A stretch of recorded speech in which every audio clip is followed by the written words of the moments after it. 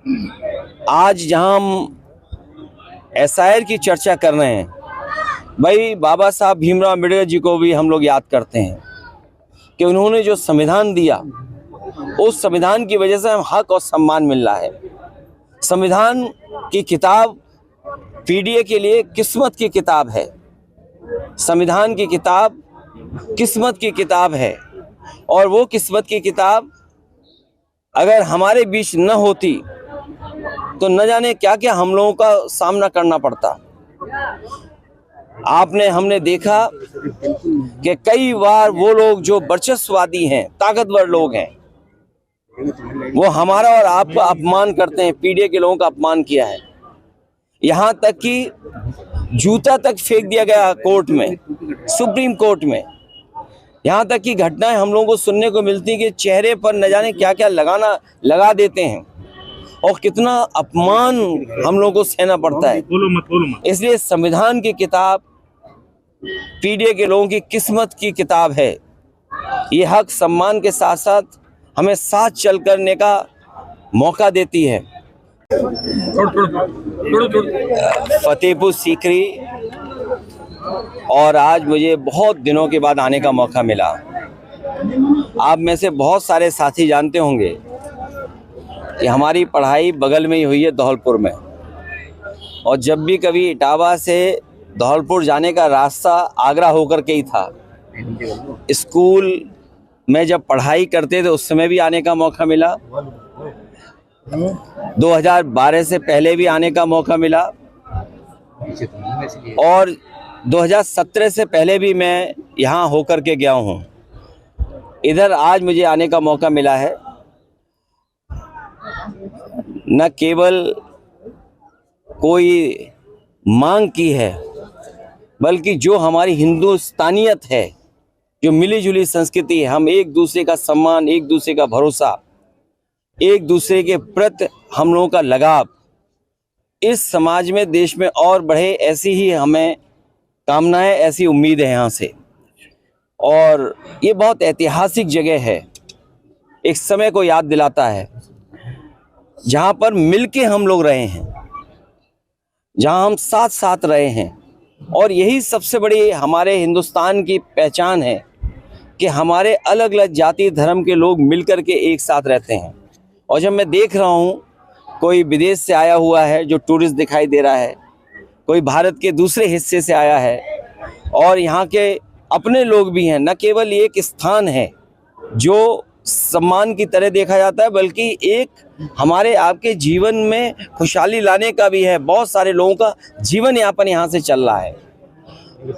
आज हमारे आरक्षण को छीनना चाहते हैं। सर, आगरा की 9 विधानसभा सीटें हैं, इन पे कहीं ना कहीं देखा जाता है पिछले 2 बार के इलेक्शन से सपा दूसरे नंबर की पार्टी रही। क्या कारण है सर? क्या कुछ तैयारी है आपकी कि पहले नंबर की पार्टी रहे, विधायक भी नहीं आ पा रहे हैं?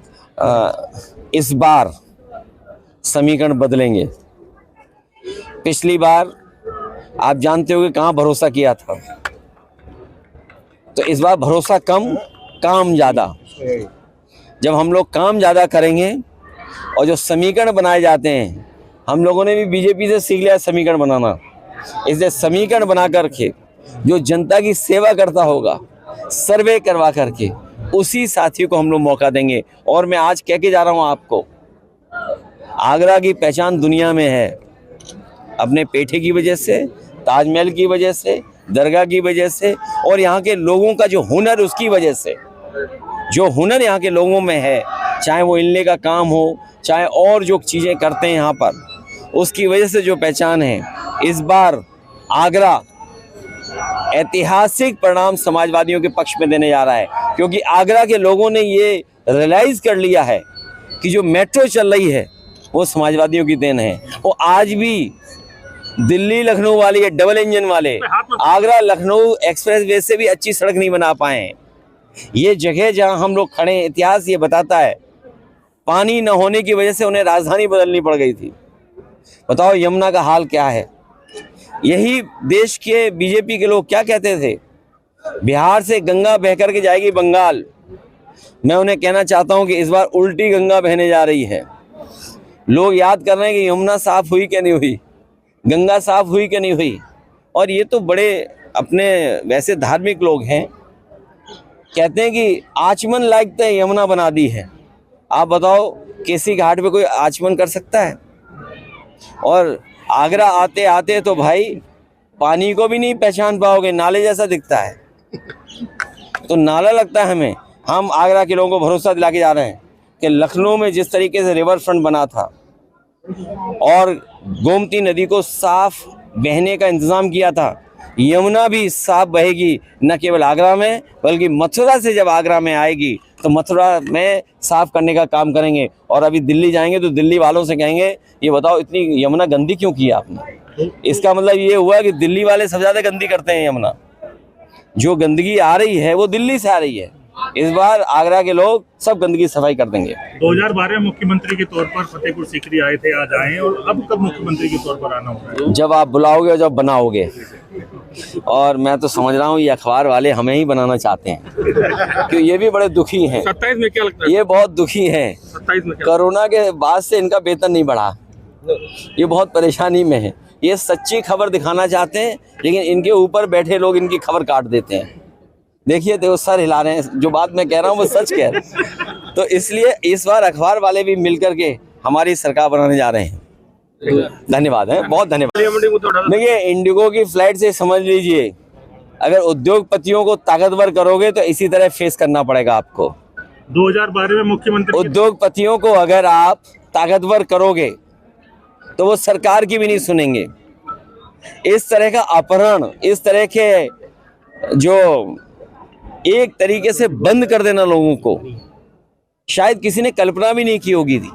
कोई घटना हो जाए बात अलग है, लेकिन अगर कोई जानबूझ के कर रहा है तो अपनी ताकत का एहसास सरकार को दिला रहा है। और सरकार ये समझ लेगी अगर उद्योगपति ताकतवर होंगे तो इसी तरह हमें आपको फेस करना पड़ेगा। सरकार ताकतवर हो, उद्योगपति ताकतवर न हो, ये सरकार को सोचना चाहिए। इसीलिए जब आज हम बाबा साहब भीमराव अम्बेडकर जी को याद कर रहे हैं, जो उन्होंने संविधान दिया वो हमारी किस्मत की किताब है।